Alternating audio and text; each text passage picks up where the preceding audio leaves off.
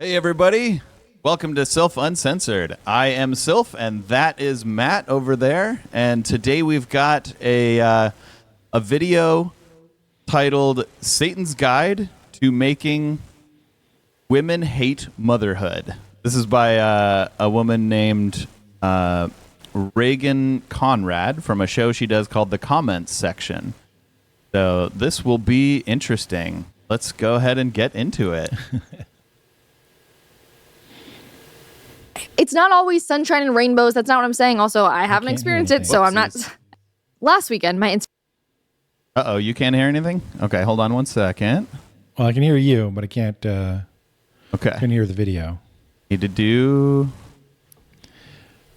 Back to our pre-show. Instagram feed was overflowing with young women posting about what motherhood means in their own life. Reels highlighting their first birth, or the joy that they never felt before that moment, the fulfillment and the purpose they feel every day. Whether it was famous celebrities, fashionable girl bosses, or the friends I grew up with, the theme of their messages were all the same. There is value in motherhood. And it stood out to me in harsh contrast to the research I had pulled just a few weeks ago when I was talking about second wave feminism. And in that research, I found countless examples of women spearheading the charge to teach other women how burdened they should be by their own biology. They taught them to view marriage as a prison and how the family is a trap or a concentration camp. And the more I was digging into those lies, the more the truth was standing out. And it made me all just kind of stop and look at. So, they're not really lies, they're opinions. They can be incorrect opinions, but that's not a lie. You know what I mean? Yeah. Yeah, and it's often, I feel like it's the conservatives who are creating laws and stuff that make stuff like marriage more of a prison, right? Because they make it harder to get out of. Yeah, if you don't have no-fault divorce, marriage can certainly feel like a prison. Yeah. But like, yeah, some people view marriage as a prison, which... You know, I don't, and I don't think you do, Matt, and certainly she doesn't, Reagan. So, but I wouldn't say that this person is lying when they call marriage a prison. It's just, to them, marriage is a prison, right? Yeah, it's just an opinion, right? Like you said. And like everyone can have their own opinion. Yeah. Well, Good news, Fariel thinks that marriage is definitely not a prison. Good. I would hope my wife doesn't feel imprisoned. Look at the facts in my own life. Every mother that I know said that she became the best version of herself when she became a mom. Sure, they also say it is the hardest job. I don't know. Uh-oh. Okay, hold on one second. I'll fix the audio. Job you will ever have, but they also say it was the most rewarding. Not a single mother in my own life who I respect and admire has ever told me that they wish they didn't become a mom or that they hate motherhood by any stretch. It is always the single greatest blessing in their life, time and time again. And they always say they are better for it. So then, as I was thinking about that, I kept thinking, okay, so who told me the opposite? Who introduced me to any fear behind it? The media. Lies, lies, and more lies. Women who are strangers to me. And I just think that's very telling and very interesting. If I were to turn off the noise and simply just look around at the people in my own life growing up, I would have only seen the truth. But that's not the world that we live in anymore. Sometimes the most influential people in women's lives are people they will never meet. That's a crazy thing to think about. And in my stewing about this and thinking about Mother's Day and watching all these women in my life be mothers and be incredible, and it's just such a fun, frankly. Isn't she somebody like, women are not going to actually meet, but she's trying to be influential? Yeah. Yeah. Is she complaining about herself? Yeah. Also, she said that every mother she knows said that they became the best version of themselves when they became a mother. And I don't doubt that. That might be true.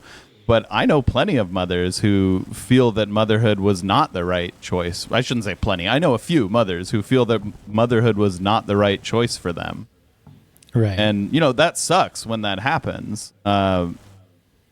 It's very sad to see when someone doesn't want to be a mother after becoming a mother.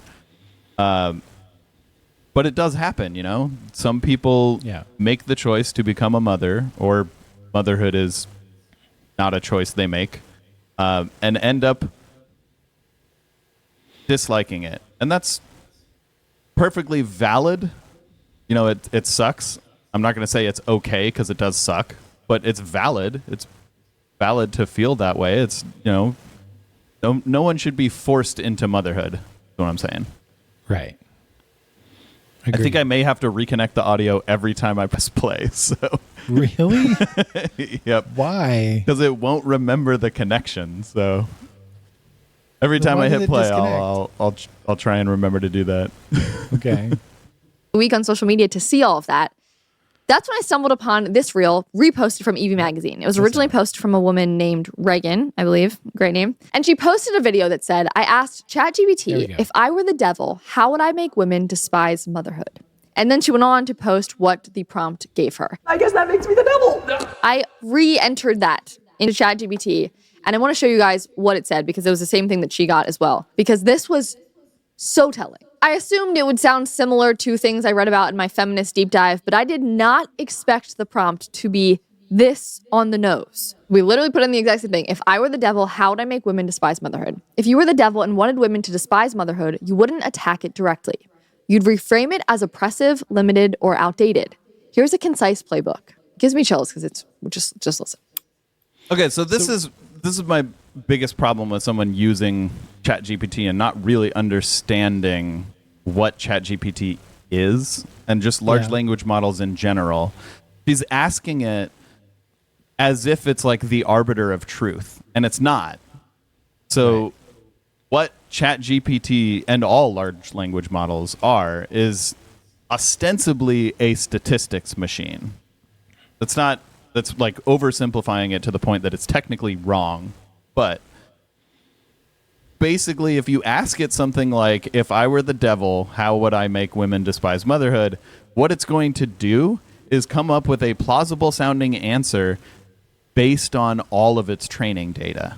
And my guess is like a lot of its training data comes from articles kind of like this about like, oh, the devil is making feminists trick women into hating motherhood. So like, it's just going to regurgitate that kind of information. You know? Yeah.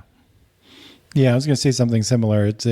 It's probably pulled a lot of its training data from the internet, and of course, there's a lot of conservative women posting stuff about how leftists who are making women hate marriage, or trying to trick women into leaving their marriage or something. I don't know. Yeah. So like, what she's doing here is she's asking it a question that, like, really it's not suited to answer, and she's thinking of it as like exposing the playbook of feminists. She didn't ask it, if I were a feminist, how would I make women despise motherhood, which would be a different answer. Well, it might be the same. I don't know. It's ChatGPT. It's not right, is my point. Also, the goal of feminism is not to make women despise motherhood. Like, there are plenty of mothers who are feminists. And there are plenty of feminists who don't choose to be mothers but have no problem with mothers and motherhood in general. Like, I would say most. It would probably be very rare that a feminist would despise motherhood for like other people. Probably pretty rare for a feminist to despise motherhood for themselves even, but probably like less rare than to despise motherhood in general. Like, most people just don't despise parenthood in general. I think there's a word for it. Antinatalist? Think antinatalism. Yeah, am I thinking of the right word? There's natalism or neonatalism. I think might be. I don't know. Natalism is the term for people who want everybody to have children. So anti would make sense. Yeah. So like an antinatalist wants no one to have children, which that seems strange to me. I don't feel that way, and if someone does feel that way, I'm not saying that those feelings make you a bad person. I'm just saying I don't understand it. So Yeah. anyway, just remember I'll have to reconnect the audio. So 1 second. Yeah. Step 1, rebrand motherhood as a trap. What did I say they did? They called it a prison. They called it a concentration camp, a trap. And under that, call it a loss of freedom rather than a gift of life. Say it's a waste of potential instead of the most impactful legacy. Frame children as burdens, financial, emotional, and career ending. That one alone, spot on. It's crazy. Okay, then it goes on. Step 2, idolize careerism. Push the narrative that fulfillment only comes through corporate success. Make boss babe culture feel empowering, even when it leads to burnout and loneliness. Make motherhood incompatible with ambition, as if women must choose one or the other. So this is how you know it's not like some arbiter of truth and that it's just regurgitating what it read. Because if you were the devil, how would you make women despise motherhood? You just use your magic powers. You're the fucking devil. You have magic. Yeah. Right? Am I incorrect in thinking that? I also was thinking this isn't, I don't know, liberals or I don't know, feminists who are saying this about careers and stuff. This is capitalism saying career is better than, having children or something, because they want to take your entire life and grind it in the meat machine that is capitalism. Yeah, in like modern capitalist society, most people, the majority of people, if they want to raise a family, need 2 sources of income, because one source of income is not enough to raise a family for most people in our modern day society. It was in the 80s, but it is no longer enough. Especially on minimum wage. Like on minimum wage, 2 sources of income are barely enough to get by yourselves. And children are expensive. And that's another thing is children are expensive because we don't give resources to new parents. We don't give enough resources to new parents. Daycare should be free. Preschool should be free. Yeah. New parents, parental leave should be mandatory. Yeah. I don't mean parental leave mandatory to the employee, but covering parental leave should be mandatory to the employer. Right. It is illegal to fire someone for being pregnant or for having a baby, but it happens all the time. Yeah. They just say come up with some other excuse. Yeah. Right? Yeah, performance, or you're not a team player.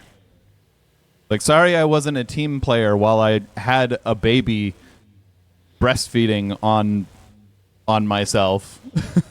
Yeah. Well, you should have come to the meeting with your baby and your tits out.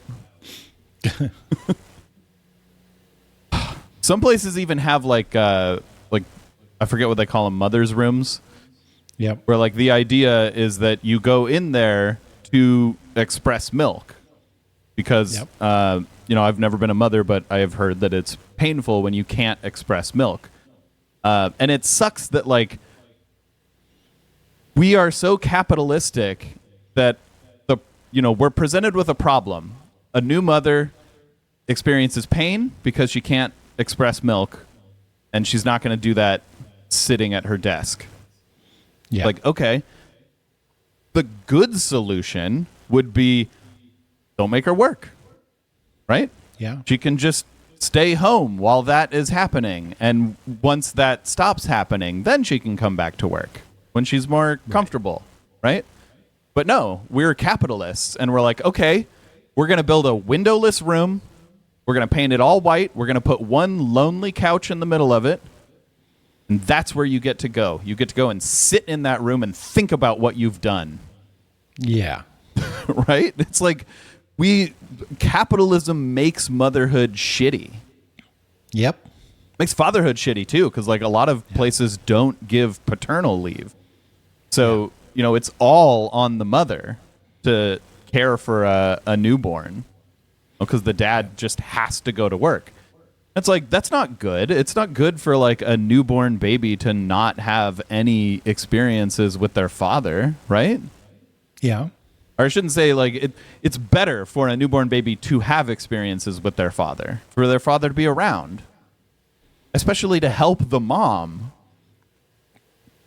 You shouldn't put it all on the mom. Yeah. So, yeah.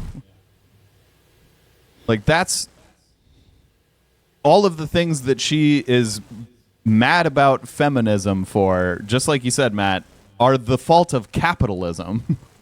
Yeah. Not feminism. Again, I get chills hearing this because this is what I've heard from the media my whole life. Not from my family, not from the women I love, not The from the people I care capitalist about. media. From strangers on the internet, from grumpy feminists from the 1970s pushing this narrative that has filtered down to us in the modern day. And I read this and it makes me angry too because I'm aware of it, but I still want to be a mom and I'll get into all of that. But the fact that it hasn't affected me would be a lie. Because of course it has. Of course these things are in my head. Will that change my life forever? How will I be able to keep my ambition and still be a mom? Those fears are legitimate. I mean, obviously there's things that will change about your life and all that, yes. But they're legit in the sense that they have been told to us enough that we feel it. It's a horrible. No, they're legitimate in the sense that, just like you said, Matt, that is the fault of capitalism. Yeah. It is hard to be a mom in a capitalist society and still be ambitious. Yeah. Massage Envy offers both paid and unpaid maternity leave with the exact duration varying the average paid maternity leave 8 weeks. Unpaid leave is 12 weeks. Yeah, that's not enough. Yeah. Like, you have a 2-month-old and you have to go back to work. That sucks. Yeah. That is ridiculous. And like, there are some programs like WIC. Right. WIC is I can't remember what it stands for. Women, Infants, and Children, I think. Where it's like a subsidy for.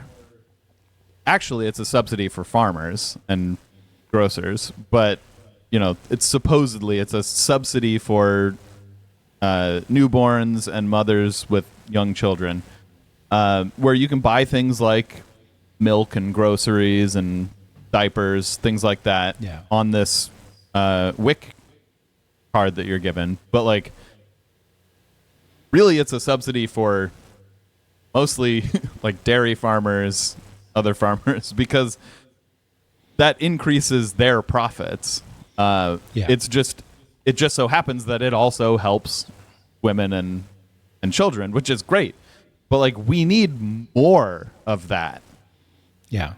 Like a lot more. We need to like make laws and stuff that adds, these sort of social programs to our society. I don't know. We can call it we can come up with a cool name, like something like, nice capitalism, maybe. Right. Yeah, it's like that.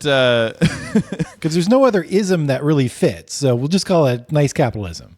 It's like that meme where someone's posting pictures. Someone's posting like a picture of like this like beautiful shining city, and then this wall of separation, and there's like dumps. Yeah. And it's like they're pointing to the beautiful shining city and they're saying life under capitalism. And they're pointing to the dumps and saying like life under socialism. And it's like, don't you realize that is capitalism? That's all capitalism. Yeah. That is currently life under capitalism.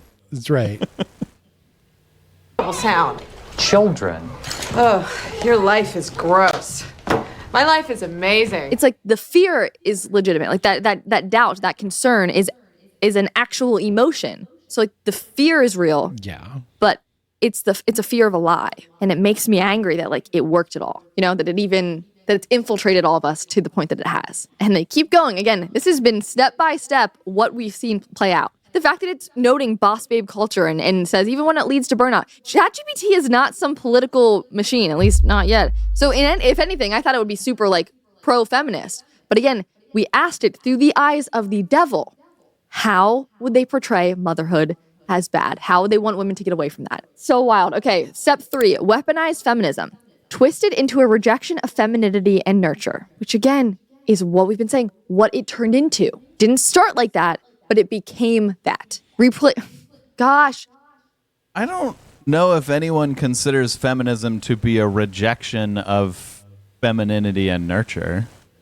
Well, I think the conservatives do. Which okay, but I don't know if any feminists do. Like literally the opposite of that. Yeah. Correct me if I'm wrong, but like feminism is it embraces femininity and nurture. Yeah. But I think, like, as we mentioned earlier, that ChatGPT is just regurgitating stuff it read off the internet. I feel like, to wildly oversimplify this video, she's basically arguing with her own arguments from the internet. Yeah. I mean, the argument... the argument here is that ChatGPT is like exposing some devious nature about feminism, but really it's just like creating the talking points that you asked it to. Yeah. Like, she asked it, if I were the devil, how would I make women despise motherhood? It's like, that is the framing of someone who hates feminism.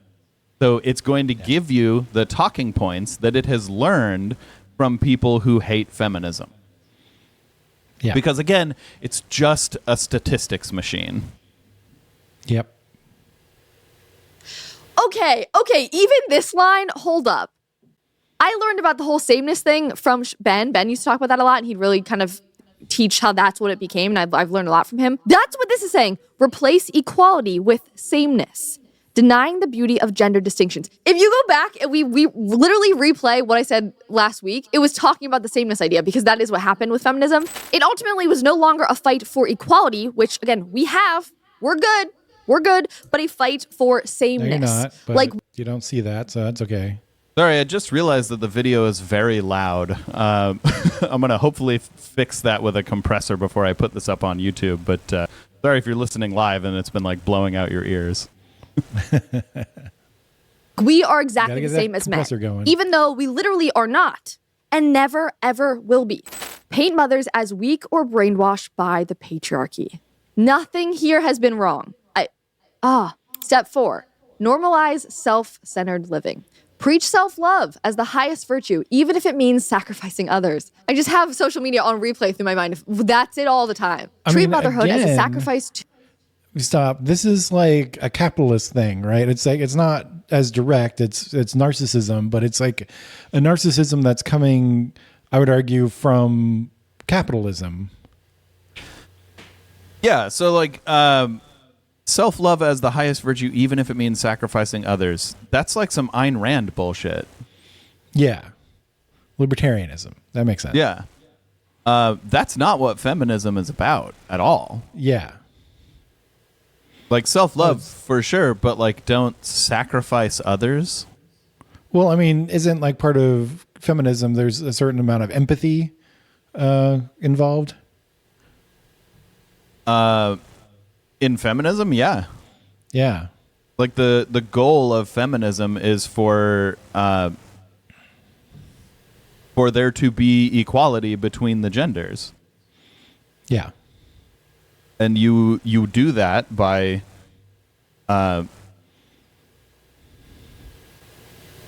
having empathy and thinking about other people's experiences. Yeah. All right, I'm going to try an audio thing. Maybe this will work. Do you hear yourself, Matt? Yes. Dang it. Okay. And it's delayed and annoying. No, it's gone now. Okay. I'll just have to keep reconnecting. This is only the second episode. I haven't learned all the audio yet, so yeah, bear with us. I want to know why it keeps disconnecting when you pause. That doesn't make any sense. I don't know. Too great for the modern woman. Promote child-free living as more evolved, more enlightened. Step 5, make family seem disposable. Undermine marriage. Celebrate divorce. Mock traditional households. Again, feminist playbook was... Undermine marriage, celebrate divorce, mock traditional households. I have never met a feminist that is a description of. Right. So I think part of it for the divorce thing is, feminists like want to make divorce easier, right? And, so people can get out of bad marriages, which is good for both men and women, by the way, but not the point. Yeah. But I think they're saying, when feminists are saying like we want divorce to be easier to attain, that sort of thing. Somehow that's I don't know. Glory. What did you say? Something Celebrate about divorce. Celebrating divorce. Yeah. That's not a celebration. Yeah, it's definitely not celebrating divorce. So, what I would argue is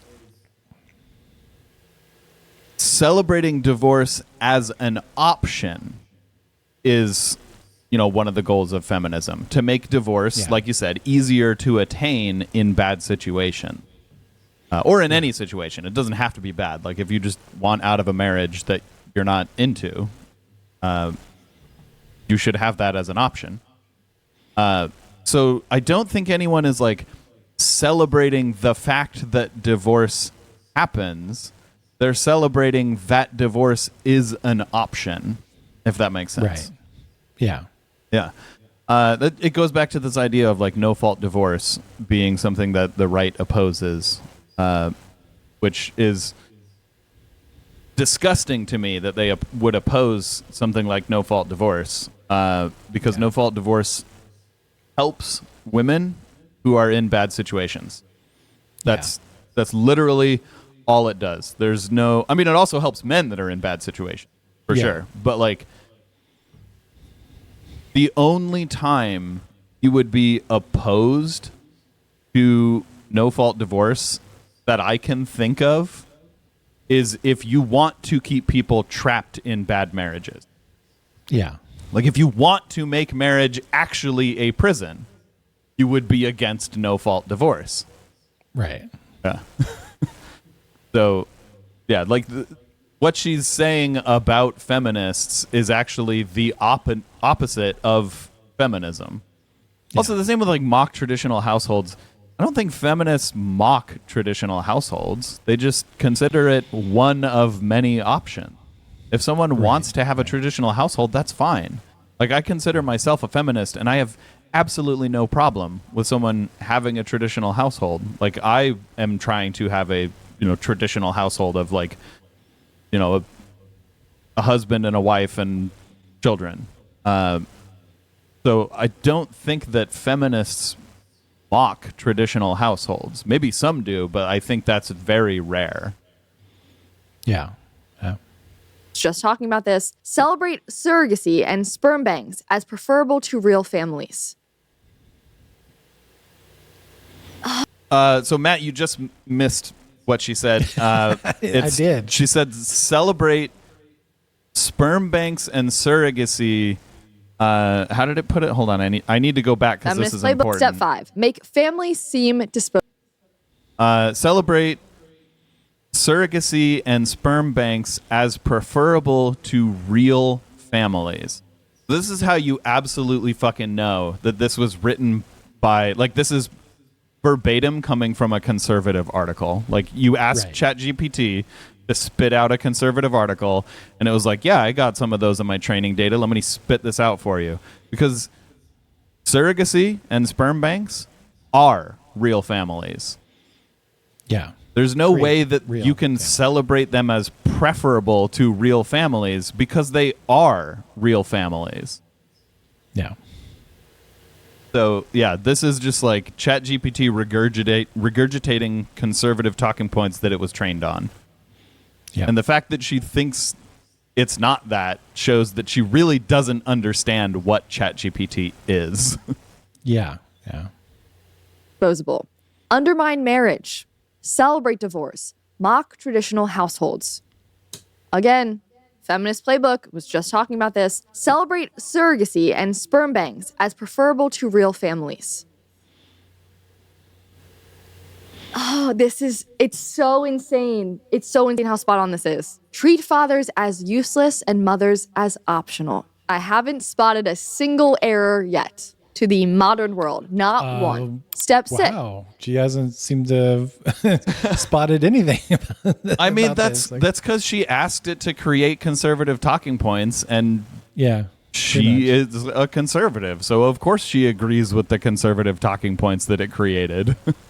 Yeah. Even stuff that it's basically hallucinating. Yeah. Well, I mean, it's not hallucinating. It's the conservatives that's regurgitating. We're hallucinating all these talking points. Yeah. I wouldn't be surprised if if ChatGPT was trained on like this exact article, like someone basically wrote this exact thing and titled it like how to make women hate marriage from a Satanist perspective or something, or like feminism is Satanism. Here's how they teach women to hate marriage, something like that. And like what you're asking it to do is basically state that article. Yeah. Use pop culture to reinforce it. Rate moms as neurotic, annoying, or invisible in TV and movies. Make pregnancy look like a nightmare and parenting like a trap. Elevate celebrities who flaunt childlessness and independence as icons. This kind of strategy doesn't destroy motherhood. It makes women opt out of it willingly. So, one of the things you should remember here is where it said elevate celebrities who flaunt childlessness and independence as icons. That'll be important later in the video. Okay. Believing it's in their best interest. That's the most insidious part. Would you like me to flip this and talk about how to make motherhood appealing again in today's culture? No, ChatGPT. You don't need to do any more. You've exposed exactly what I needed you to expose, and I think... What has ChatGPT exposed? It hasn't exposed anything. Well, it has exposed that this woman has no idea how to use the proper way of using ChatGPT. Yeah, I mean, ChatGPT is not a source of truth. If anything, it's like a source of like error. Right. It is the quintessential source of error. It's if you listen to ChatGPT for everything, you will get a ton of things wrong. Yep. I mean, ChatGPT is a little more, like a little smarter than some of the other LLMs. Gemini, in my experience, has been like wronger than ChatGPT. But that's not to say that ChatGPT is right about things. No, it's wrong a lot, all the time. You shouldn't trust it. I think that humans, we can do the job of re-encouraging women again to want to be mothers. They don't want you in the future, but you're going to be here anyways. Dang it. Every facet of culture, from how individual women would look at it to how then society reinforced it. I mean, it's all there. I'm replaying like the last 2 decades of content and just it filtering it through this lens, and it's like, oh, yeah, that movie did that. Yeah, that TV show did. It's subtle over time, over decades. So by the time you turn 28 and you're like, wow, I've consumed so much of that for decades of my life. And it's creepy because what was the prompt? What would the devil do? Why the hell am I the devil? Someone said, ChatGPT got that right. It's like Screw Tape Letters. That was the biggest thing. If you haven't read Screw Tape Letters by C.S. Lewis, read that. I think he was like a head demon talking down to one of his employee, like his other demons. It was him talking about like how to chase after the guy and like keep him trapped, to get the guy away from God and to get away from the light and like stay in the darkness and like keep the guy trapped. And it's... I mean, it sounds like ChatGPT has probably something in its training data that is similar to this writing.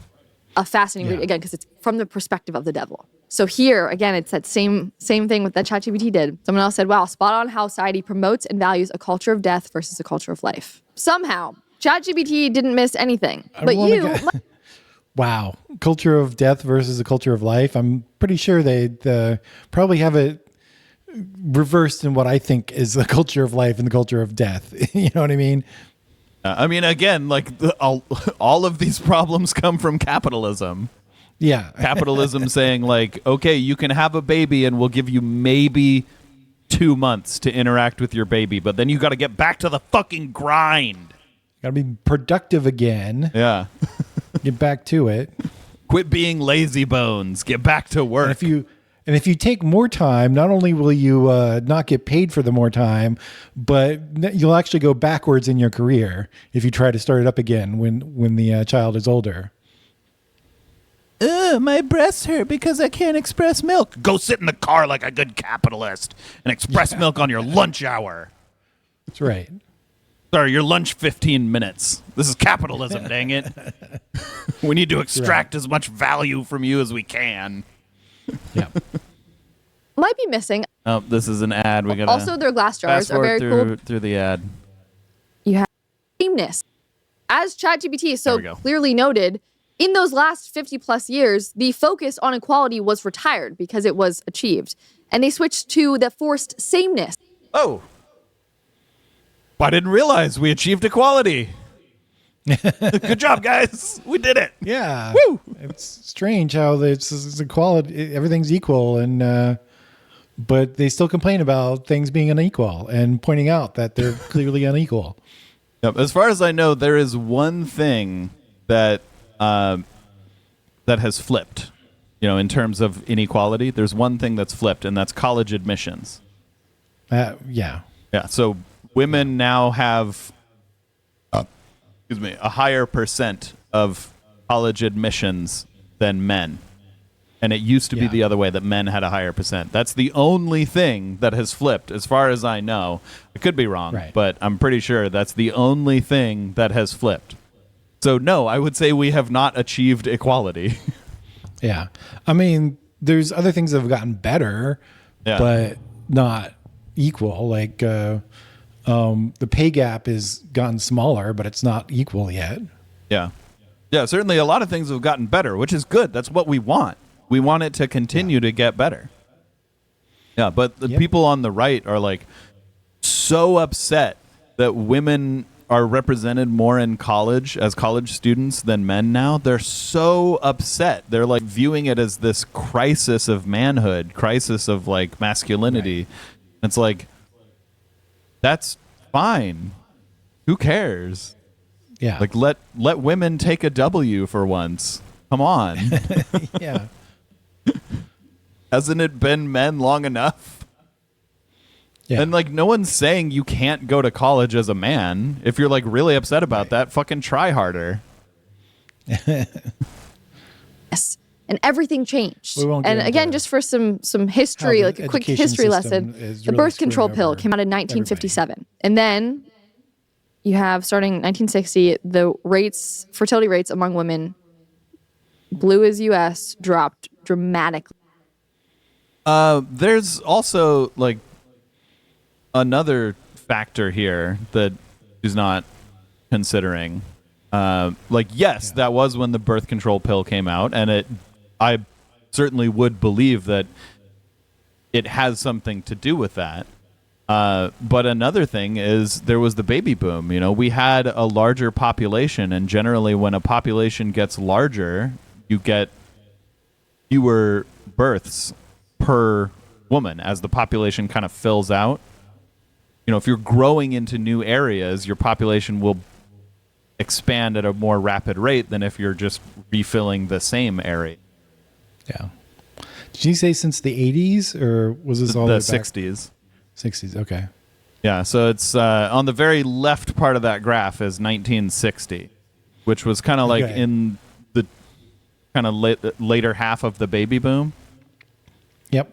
I think baby boomers are like through about like the late 60s, right?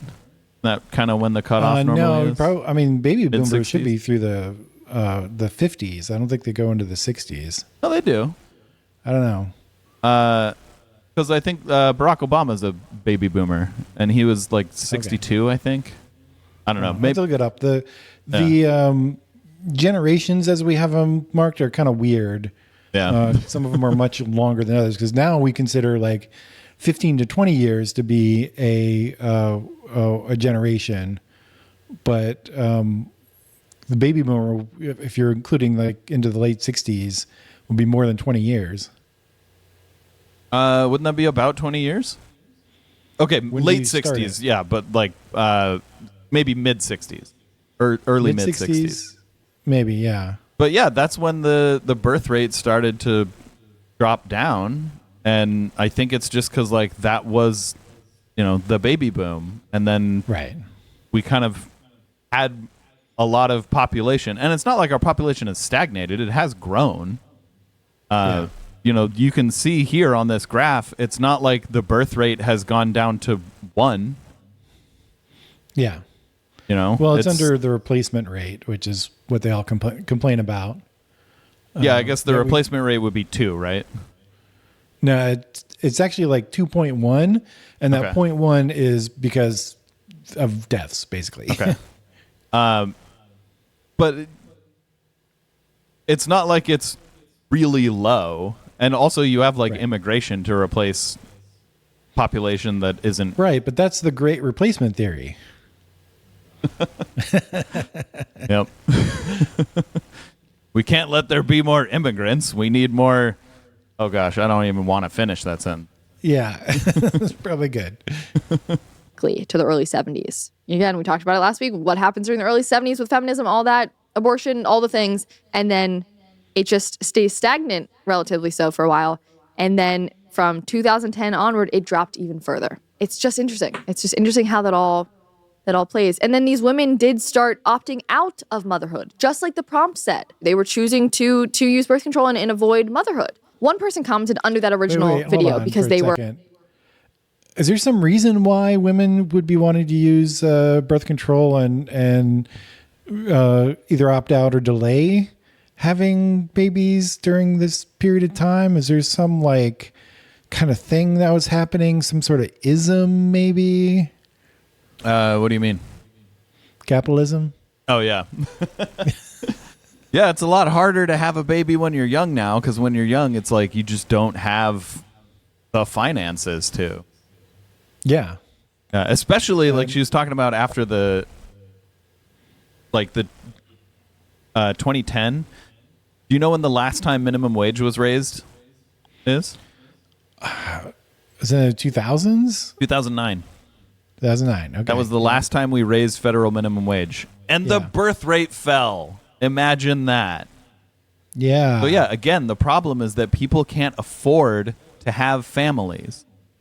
Right. That's the problem. If you want the birth rate to go up, provide for the people who want to have families. Yeah. Then they will want to have families, right?